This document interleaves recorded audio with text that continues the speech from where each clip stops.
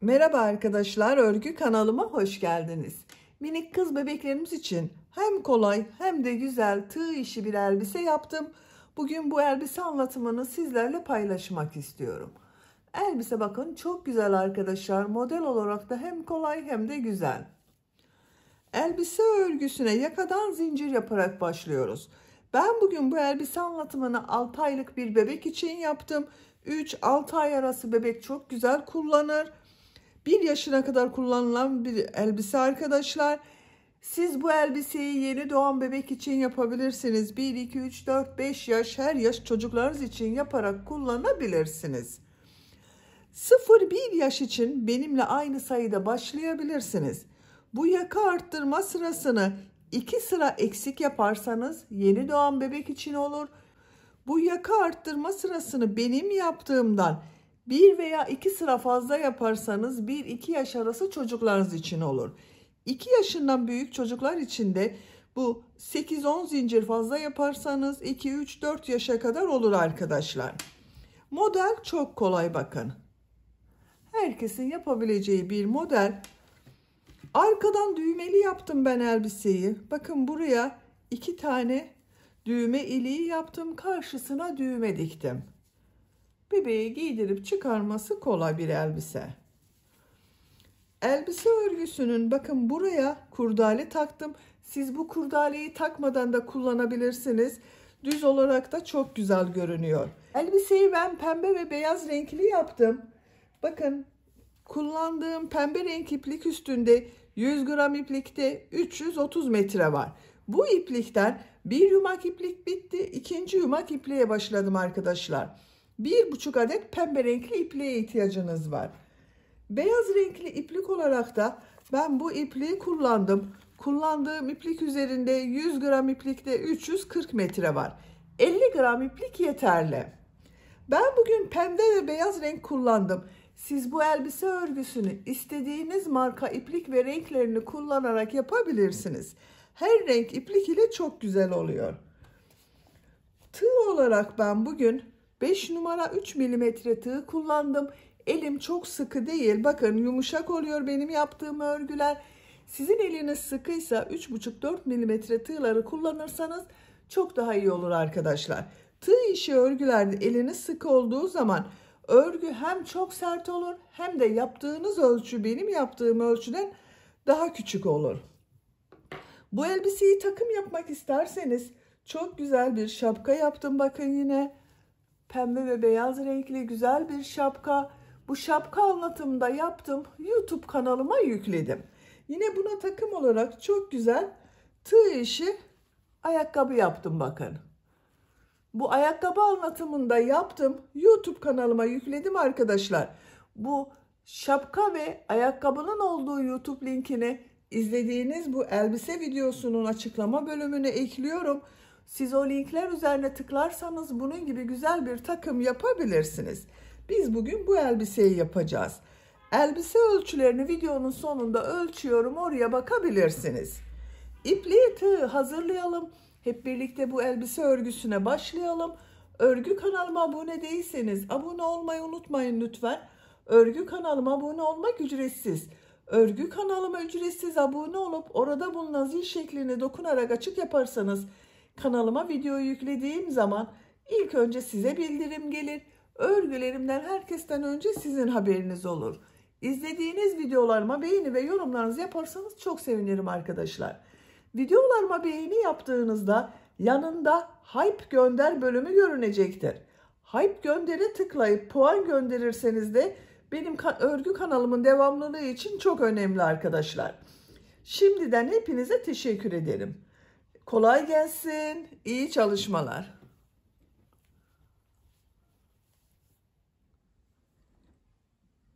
Örgüye yakadan zincir yaparak başlıyorum. Zincir yapmak için ilk ilmeği bakın şu şekilde yapıyorum. Zincirleri yapmaya başlıyorum. Çok sıkı zincirler yapmayalım arkadaşlar.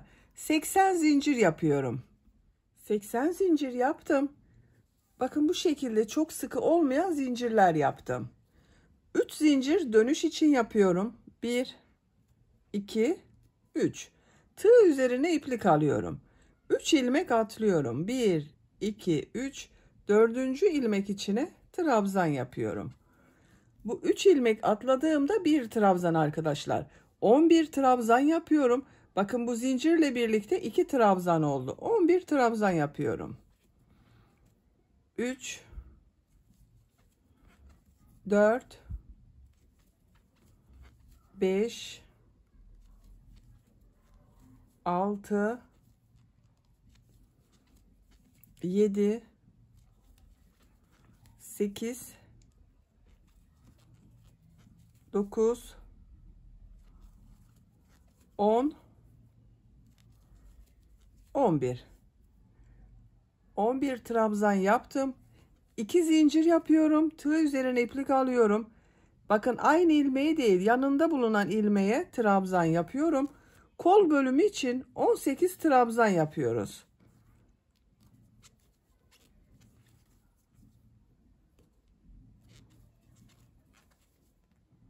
Bakın 3 trabzanı yaptım. 18 trabzanı tamamlayalım. Kol bölümü için 18 trabzan yaptım. 2 zincir yapıyorum. Tığ üzerine iplik alıyorum. Diğer ilmek içine trabzan yapıyorum.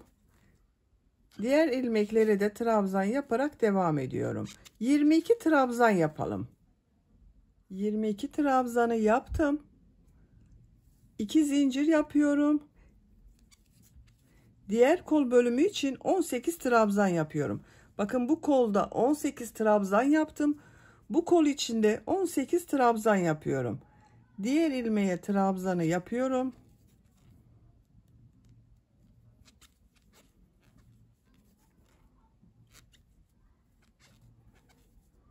18 trabzanı yapalım. Diğer kol içinde 18 trabzanı yaptım. 2 zincir yapıyorum. Tığ üzerine iplik alıyorum. İlk ilmek üzerine trabzan yapıyorum. Buraya da 11 trabzan yapıyorum arkadaşlar. Bakın buraya 11 trabzan yaptım. Burayı da 11 trabzan yapıyorum. 1, 2, 3, 4, 5, 6, 7, 8, 9, 10, 11. 11 trabzan yaptım. Bakın arkadaşlar, bu sırada yaka ayrımlarını yaptım. Buralara 11 trabzan yaptım. Kol için 18 trabzan yaptım. Bunun ikisinin toplamı olan buraya da 22 trabzan yaptım. Daha büyük çocuk için yapacaksanız da buraları kaç trabzan yaptıysanız buraya yaptığımız trabzanı 2 katı yapacaksınız arkadaşlar. 12 trabzan yaptıysanız burayı 24 trabzan, kol bölümünde 20-22 trabzan yapabilirsiniz. Şimdi ikinci sıradayız. Bir zincir yapıyorum, örgüyü çeviriyorum. İlk ilmek üzerine trabzan yapıyorum. Diğer ilmekleri de trabzan yaparak devam ediyorum. Bu arttırma yapacağımız 2 zincire kadar devam edelim. Arttırma yapacağım yere kadar bakın trabzanları yaptım. 11 trabzan yaptım buraya arkadaşlar. Tığ üzerine iplik alıyorum. Bu arttırma yerine bir trabzan, 2 zincir, bir trabzan yapıyorum.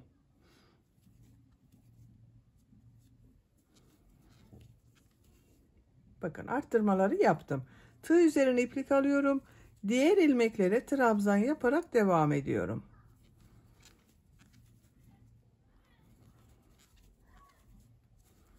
Arttırma yerine kadar devam edelim. Diğer arttırma yerine kadar trabzanları yaptım. Buraya bir trabzan, 2 zincir, bir trabzan yapıyorum.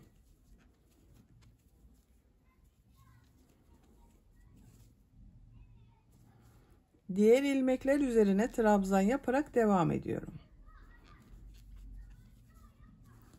Arttırma yerine kadar devam edelim. Diğer arttırma yerine kadar trabzanları yaptım. Buraya bir trabzan, 2 zincir, bir trabzan yapıyorum.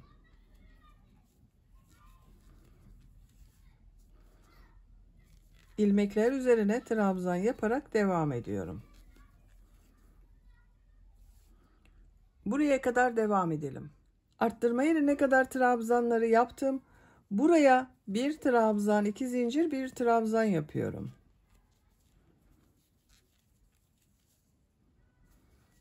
Diğer ilmeklere trabzan yaparak devam ediyorum.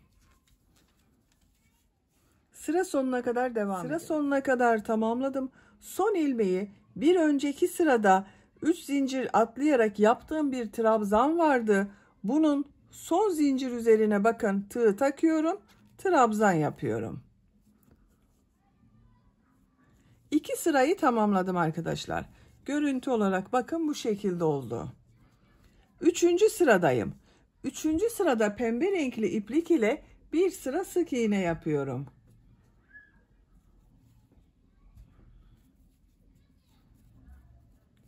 İlmek rengini pembe renkli yapıyorum.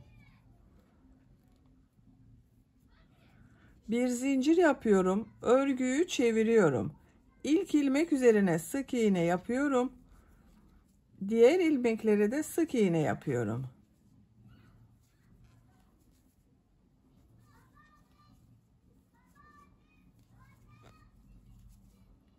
Arttırma yerine kadar devam edelim. Arttırma yerine kadar bakın sık iğneyi yaptım.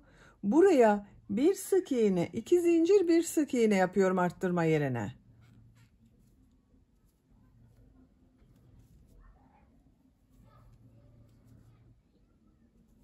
Diğer ilmeklere birer defa sık iğne yapıyorum. Diğer arttırma yerine kadar devam edelim. İlmekler üzerine sık iğne yaparak arttırma yerine kadar tamamladım. Arttırma yerine bir sık iğne, 2 zincir, bir sık iğne yapıyorum. Diğer ilmeklere birer defa sık iğne yapıyorum. Bu arttırma yerinde de bir sık iğne, 2 zincir, bir sık iğne yapalım. Diğer ilmeklere birer defa sık iğne yapalım. Sıra sonuna kadar tamamlayalım. Sıra sonuna kadar sık iğne yaparak tamamladım. Arttırma yerlerinde bir sık iğne, 2 zincir, bir sık iğne yaptım. Pembe renkli ipliği kesiyorum.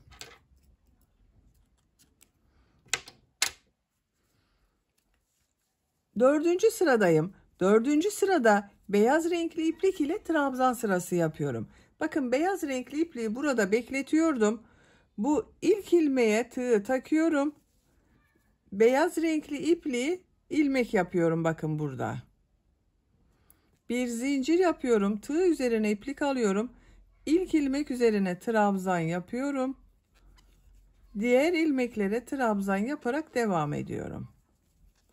Trabzan sırası yapıyoruz. Arttırma yerine kadar devam edelim. Arttırma yerine kadar trabzanı yaptım. Bu arttırma zincirinin üzerine bir trabzan, 2 zincir, bir trabzan yapıyorum. Diğer ilmeklere birer defa trabzan yapıyorum. Bakın arkadaşlar. Arttırma yerlerinde bir trabzan, 2 zincir, bir trabzan yapalım. Diğer ilmeklere birer defa trabzan yapalım. Bu trabzan sırasını 2 sıra yapalım. Daha sonra tekrar pembe renkli sık iğne yapacağız arkadaşlar. 2 sıra beyaz trabzan sırasını tamamlayalım. 2 sıra trabzanı tamamladım arkadaşlar bakın. Bu arttırma yerlerinde yine bir trabzan, 2 zincir, bir trabzan yaptım. Pembe renk ile sık iğne yaptığım sıradayım.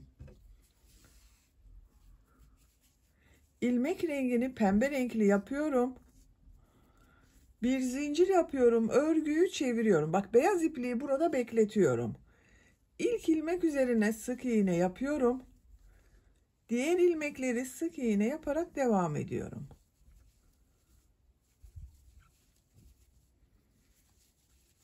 Arttırma yerine kadar devam edelim.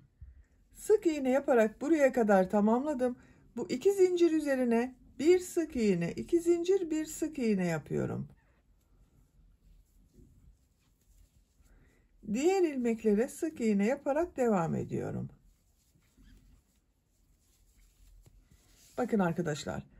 Bir sık iğne, 2 zincir, bir sık iğne yaptım. Burada ve burada yine Bir sık iğne, 2 zincir, bir sık iğne yapalım. Sıra sonuna kadar devam edelim.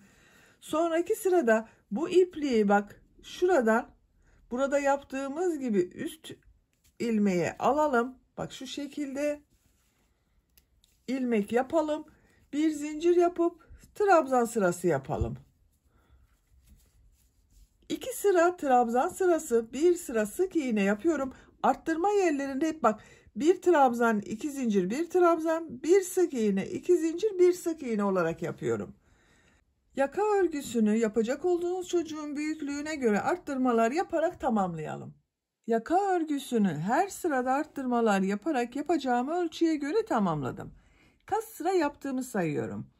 Bak 3 sıra pembe renk iplik ile sık iğne yaptım. 2, 4, 6, 8 sıra beyaz renk iplik ile trabzan sırası yaptım. Santimetre olarak ölçüyorum. 9 santimetre yükseklik var. Benim yapacağım ölçü için bu yeterli. Siz biraz büyük olsun istiyorsanız 1 veya 2 sıra arttırmalara devam edebilirsiniz. Bak bu sırada bir sıra pembe renk iplik ile sık iğne yapıp bir sırada trabzan sırası 1-2 sıra devam ederseniz daha büyük ölçüde olur arkadaşlar. Açık olarak görelim. Bakın bu şekilde. Bu sırada kolları gövdeden ayırıyorum. Örgüye artık gövdenin örgüsüyle devam ediyorum. Bir zincir yapıyorum. Örgüyü çeviriyorum. İlk ilmek üzerine trabzan yapıyorum. Diğer ilmeklere trabzan yaparak devam ediyorum. Bu arttırma yaptığımız yere kadar devam edelim. Arttırma yapacağım yere kadar bak tamamladım. Bu arttırma yerine 2 trabzan yapıyorum.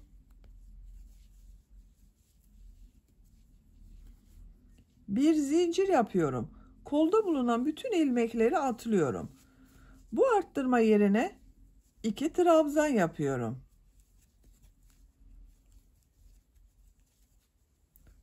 Diğer ilmeklere trabzan yaparak devam ediyorum.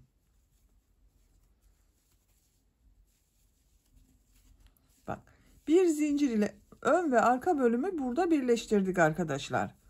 Kol altının görüntüsü böyle. Buraya kadar devam edelim.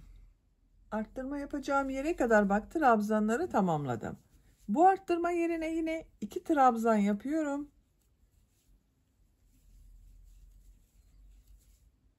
Bir zincir yapıyorum. Tığ üzerine iplik alıyorum. Kolda bulunan bütün ilmekleri atlıyorum.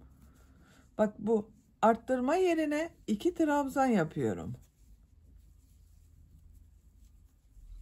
Diğer ilmeklere trabzan yaparak devam ediyorum.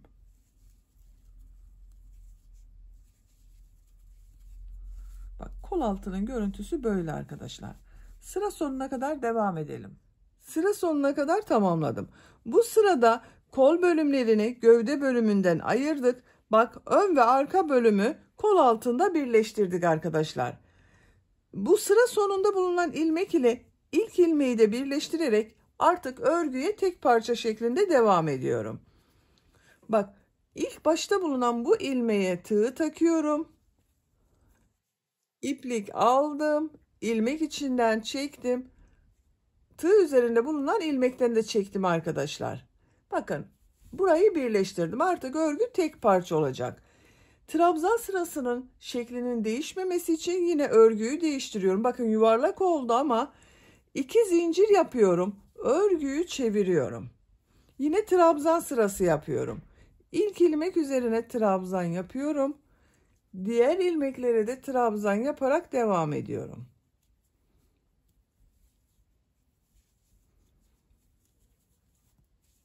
Bakın bir sıra daha trabzan sırası yapacağız. Her ilmeğe birer defa trabzan yapalım. Bakın bu kol altında bulunan ilmeğe de bir trabzan yapıyoruz. İsterseniz buraya 2 trabzan da yapabilirsiniz arkadaşlar. Biraz geniş olsun derseniz bu kol altında bulunan ilmeğe 2 trabzan yapabilirsiniz. Sıra sonuna kadar devam edelim. Sıra sonuna kadar trabzan yaptım. Bu ilk ilmek ile ilmek kaydırma yaparak sırayı birleştiriyorum. İpliği kesiyorum.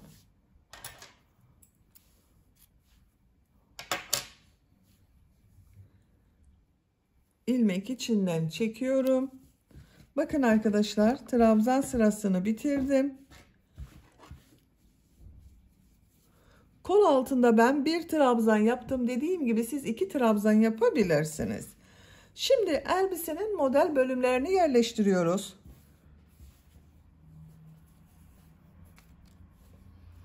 Pembe renkli iplik ile model yapıyorum. Bu ilmekten, bakın bitirdiğim ilmekten ipliği bağlıyorum. Buradan bir ilmek yapıyorum. Bir zincir yapıyorum. Aynı ilmeğe sık iğne yapıyorum. Bir zincir yapıyorum. Bir ilmek atlıyorum. İkinci ilmeğe 6 trabzan yapıyorum. Aynı ilmek içine 6 trabzan yapıyorum.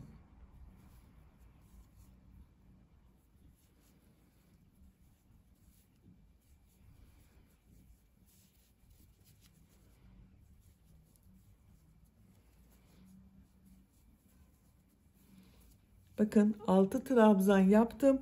Bir zincir yapıyorum. Bir ilmek atlıyorum. Bu ilmeğe sık iğne yapıyorum.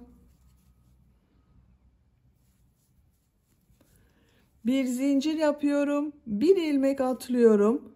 İkinci ilmeğe 6 trabzan yapıyorum.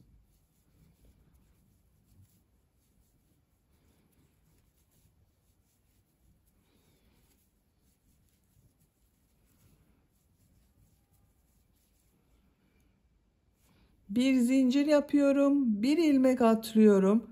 İkinci ilmeğe sık iğne yapıyorum. Bir zincir yapıyorum. Bir ilmek atlıyorum. İkinci ilmeğe 6 trabzan yapıyorum.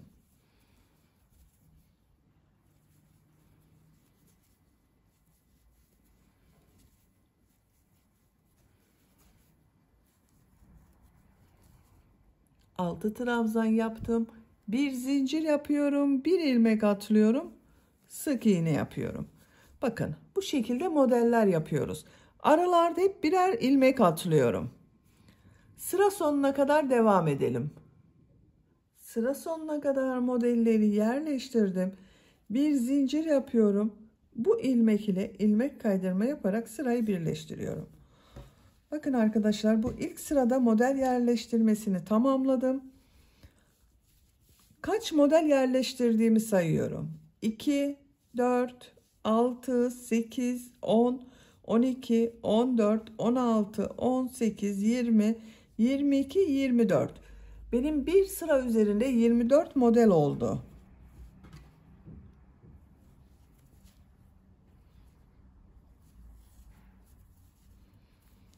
Bir zincir yapıyorum, örgüyü çeviriyorum. Bu sırada bu yaptığım 6 trabzanın ilk 3 trabzanı boşluktan alıp trabzan yapıyorum. 2 zincir yapıyorum. Diğer 3 trabzanı boşluktan alıp trabzan yapıyorum. Bu ilk trabzana ilmek kaydırma yaparak geçiş yapıyorum. 3 zincir yapıyorum. Bu 3 zincir bir trabzan oluyor. Burada 2 trabzanı boşluktan alıyorum, trabzan yapıyorum.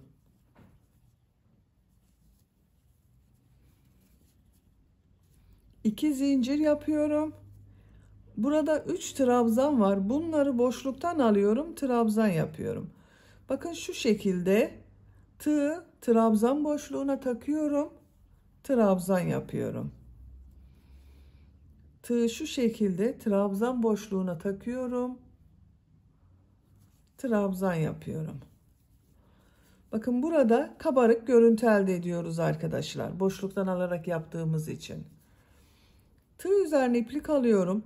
Diğer modelde yine 3 trabzanı boşluktan alıyorum, trabzan yapıyorum.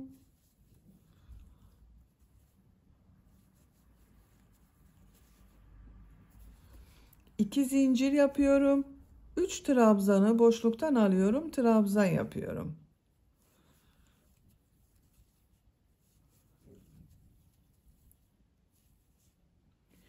Bir model daha yapalım. 3 trabzanı boşluktan alıyorum, trabzan yapıyorum.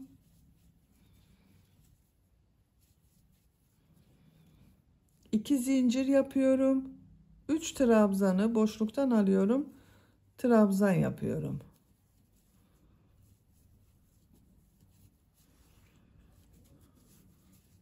Bakın arkadaşlar, modelin düz tarafının görüntüsü bu şekilde. Sıra sonuna kadar devam edelim. Sıra sonuna kadar modelleri tamamladım. Sıra başında yaptığım bakın bu 3 zincirin 3. zincire tığ takıyorum. İlmek kaydırma yaparak sırayı birleştiriyorum. Bakın arkadaşlar, bir modeli bu şekilde tamamlamış oldum.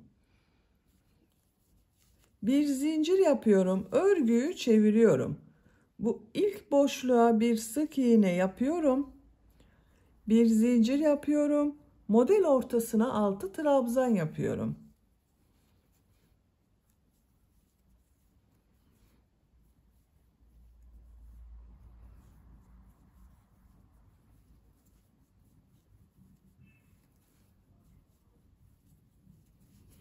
Altı trabzan yaptım. Bir zincir yapıyorum. Bu iki model ortasında boşluk var. Buraya bir sık iğne yapıyorum. Bir zincir yapıyorum. Diğer model ortasına 6 trabzan yapıyorum.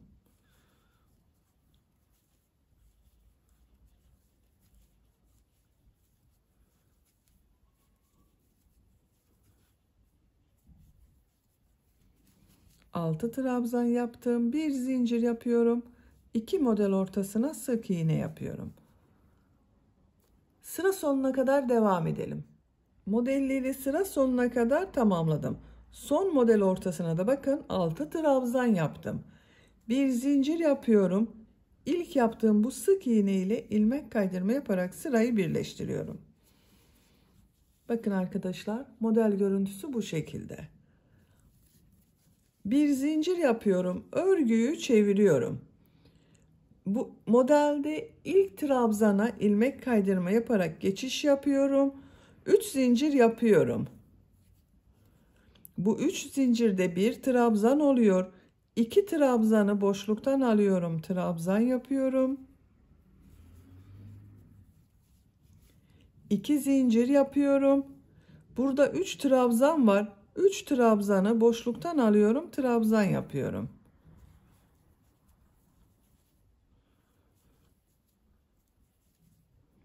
Tığ üzerine iplik alıyorum. Diğer modelde 3 trabzanı boşluktan alıp trabzan yapıyorum.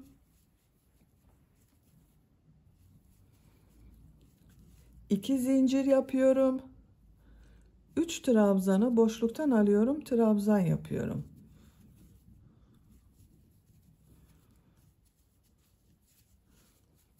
Bakın bu şekilde. Sıra sonuna kadar devam edelim. Sıra sonuna kadar modelleri yaptım. İlk ilmek ile bakın. Sıra sonuna kadar modelleri yaptım.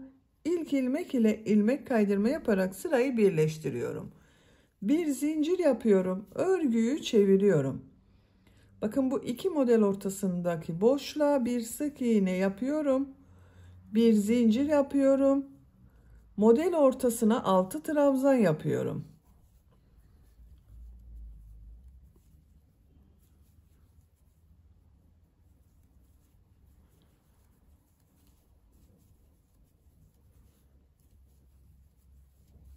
Altı trabzan yaptım.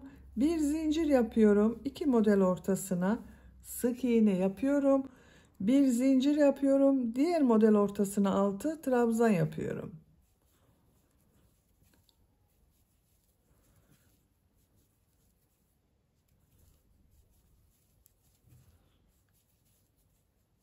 Bir zincir yapıyorum. İki model ortasına sık iğne yapıyorum. Sıra sonuna kadar devam edelim. İlmek kaydırma yapalım. Birleştirelim. Bir sonraki sırada bu boşluktan alarak yaptığımız trabzanları yapacağız. Bakın arkadaşlar. Elbise örgüsü bu şekilde devam edecek. Model bu iki sıranın tekrarından oluşuyor. Bir sırada bu sırada yaptığımız gibi model ortasına 6 trabzan yapıyoruz. İkinci sırada 3 trabzanı boşluktan alıp trabzan yapıyoruz. 2 zincir yapıyoruz. 3 trabzanı boşluktan alıp trabzan yapıyoruz. Elbise örgüsünün etek bölümünü tercihinize ve yapacak olduğunuz çocuğun büyüklüğüne göre bu model sırasını tekrarlayarak devam edelim. Elbisenin etek bölümünü yapacağım ölçüye göre ve tercihime göre tamamladım arkadaşlar. Kaç model sırası yaptığımı sayıyorum.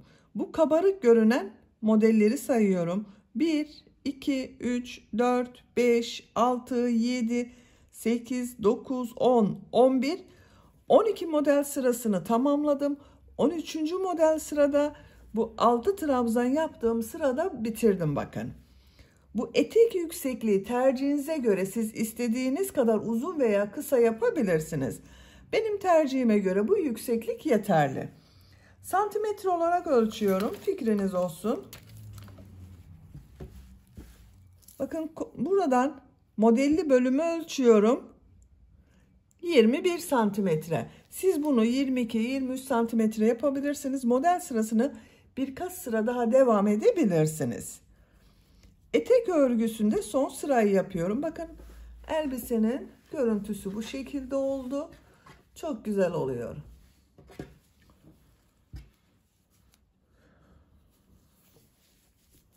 En son ilmek kaydırma yaparak bakın sırayı birleştirdim.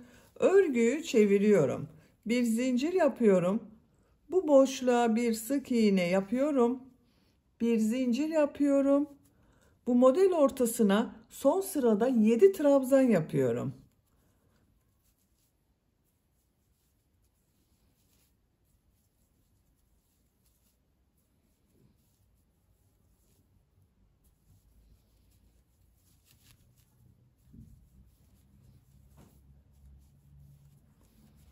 Yedi trabzan yaptım. Bir zincir yapıyorum. 2 model ortasına sık iğne yapıyorum. Bir zincir yapıyorum. Diğer model ortasına 7 trabzan yapıyorum.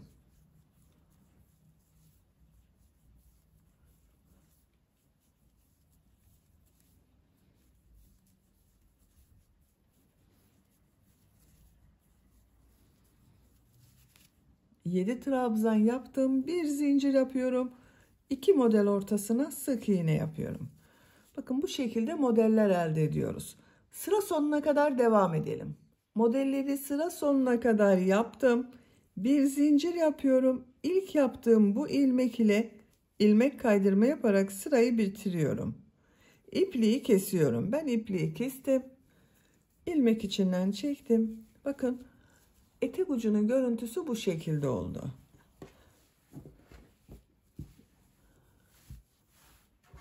Bakın arkadaşlar, elbisemizin etek bölümünü bitirdik. Çok güzel oluyor. Şimdi yaka örgüsünü yapalım. Yaka örgüsünü yapmadan önce bu arka bölüme düğme ilikleri yapacağız. Bakın buraya düğme ilikleri yapıyorum. Bu tarafı sık iğne yapıyorum. Pembe renkli iplik ile yapıyorum. Siz tercihinize göre beyaz renkli iplik kullanabilirsiniz. Bu ilk ilmekten ipliği bağlıyorum.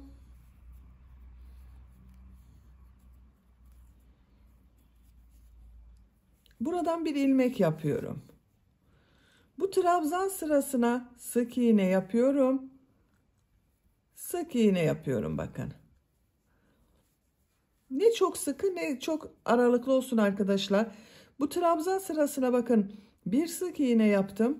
Buraya bir sık iğne yapıyorum. Sık iğne yapıyorum. Sık iğne yapıyorum. Şu şekilde bakın sık iğneler yapıyorum. Buraya kadar devam edelim. Buraya kadar sık iğne olarak tamamladım. Karşı tarafta da sık iğne yapacağız.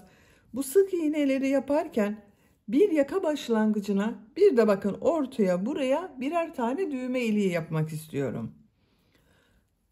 Karşıda bakın bu trabzan sırasına bir sık iğne yapıyorum. İlmeklere sık iğne yapıyorum.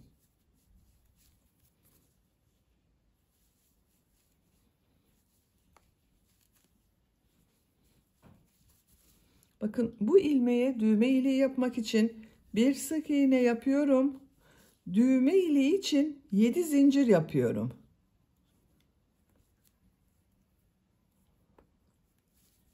Aynı ilmeğe sık iğne yapıyorum. Bu düğme iliğinde yaptığım zincir sayısı yapacak olduğunuz düğmenin büyüklüğüne göre daha küçük veya daha büyük olabilir arkadaşlar.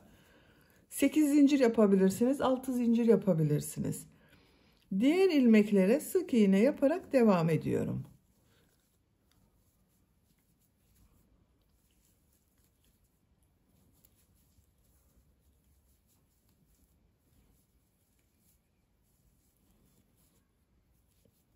Bakın bir diğer düğme iliğini de buraya yapıyorum.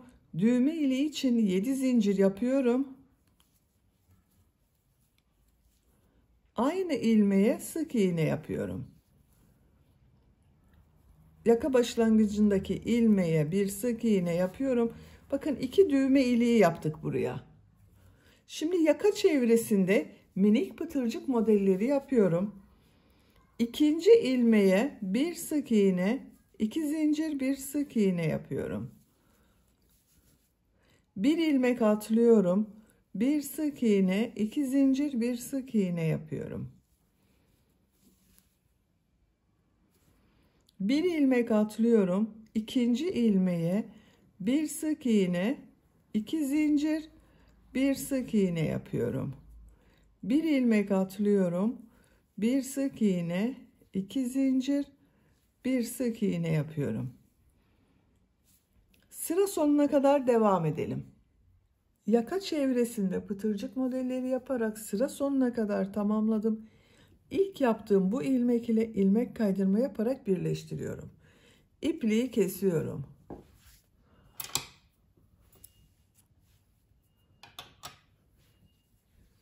İlmek içinden çektim. Bakın arkadaşlar, yaka çevresinden pıtırcık modelleri yaptım. Çok güzel oldu. Düğmelerini de diktim ben. Bakın bu düğme iliği yaptığım yerlerin tam karşısına birer tane ince düğme dikmeyi tercih ettim. Siz istediğiniz gibi düğme kullanabilirsiniz. Bakın elbisemizin görüntüsü bu şekilde. Kol örgülerini yapalım. Bakın ben kol örgüsünün birini bu şekilde yaptım. Diğer kol örgüsünü sizinle yapalım.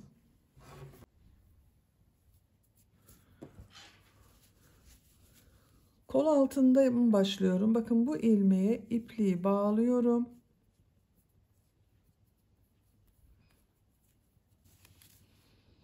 Bu ilmekten pembe renk iplik ile bir ilmek yapıyorum. Tığ üzerine iplik alıyorum. Bu bir ilmeği atlıyorum. Bakın kol örgüsünde ilk ilmeği atlıyorum. İkinci ilmeğe 5 trabzan yapıyorum.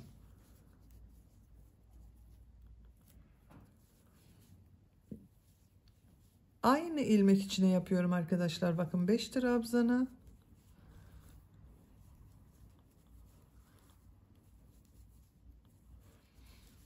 Beş trabzan yaptım. Zincir yapmıyorum bakın. Bir ilmek atlıyorum. İkinci ilmeğe sık iğne yapıyorum. Tığ üzerine iplik alıyorum. Bir ilmek atlıyorum. 5 trabzan yapıyorum.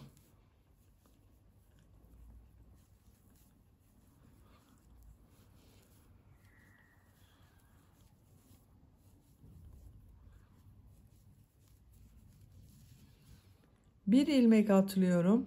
Bir sık iğne yapıyorum. Bir ilmek atlıyorum. Aynı ilmeğe 5 trabzan yapıyorum.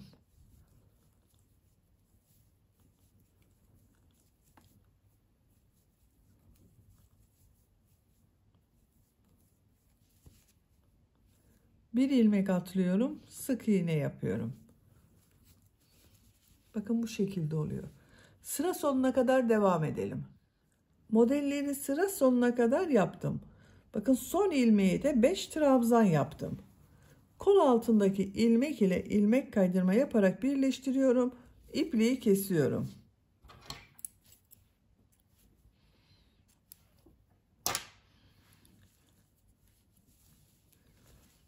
İki, 4, 6, 8, 10 model yaptım arkadaşlar. Bakın kol örgüsünde.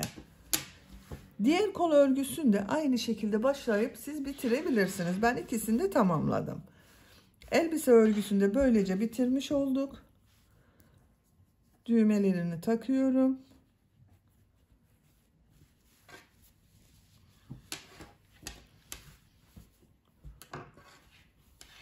Bakın çok güzel oldu. Bitmiş olarak size ölçülerini söylüyorum. altının buradan gövde genişliğini ölçüyorum. 24 santimetre. Yüksekliğini ölçüyorum. Kol altından yükseklik 24 santimetre. Omuzdan tam yüksekliğini ölçüyorum. 35 santimetre. Ben bugün 6 aylık bir bebek için yaptım bu minik elbiseyi arkadaşlar. Bebeğiniz kilolu bir bebekse 3 aylık bebeği olur. 6 aylık bebek için yaptım. 3-6 ay arası bebek çok güzel kullanır bunu. Buraya kurdele takabilirsiniz veya bu şekilde kullanabilirsiniz. Bakın şu şekilde ince bir kurdele var. Bunu bu trabzan sırasının son sırasına takabilirsiniz. Bakın ortadan başlayıp gösteriyorum. Şu şekilde bakın.